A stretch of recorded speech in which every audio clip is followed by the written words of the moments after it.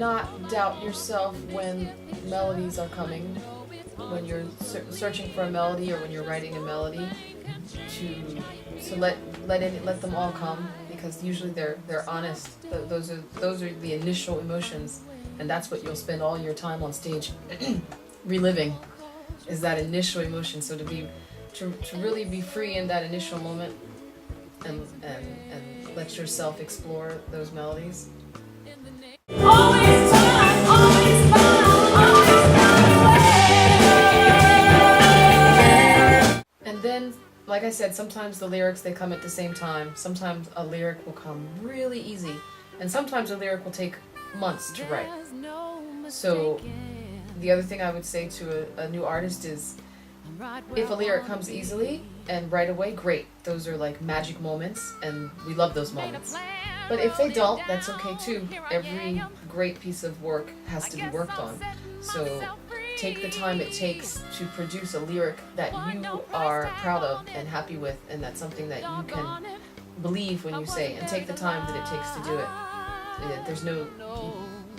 Certain lyrics can take years to write. Books take years to write, and that's okay. So to take your time to really find a lyric that you believe in, because you've been singing it for a long time. For each other we need to always find a way. One thing that I'm happy about is that I like all kinds of music, which is rare coming from where I come from. You know, coming from a city, the inner city of the United States. You know, little black children listening to this is a gross generalization, and yet it is 90% true. You know, you listen to R&B music, but you're gonna listen to rap music, and that's the majority. It's not everybody, but it's the majority. So I grew up listening to R&B music and rap music, but I also grew up listening to like alternative rock music and classical music and just pop music like everybody else. So when it comes to my influences, you know, one of the first that comes to mind is Billy Joel, because my mother loved Billy Joel, so she was always listening to Billy Joel. And Billy Joel is he's still one of my favorite artists, mainly because he is an amazing lyricist. He's an amazing lyricist, and his melodies are amazing. Like, Billy Joel is mainly a pop musician with probably quite a bit of like blues inspiration in his playing, jazz in his piano. Like, even though he's definitely a pop musician, his lyrics and his melodies have always been very inspirational to me. Just great stories. Like, all the songs are stories, and they're all poignant. Like, none of his lyrics are fluff.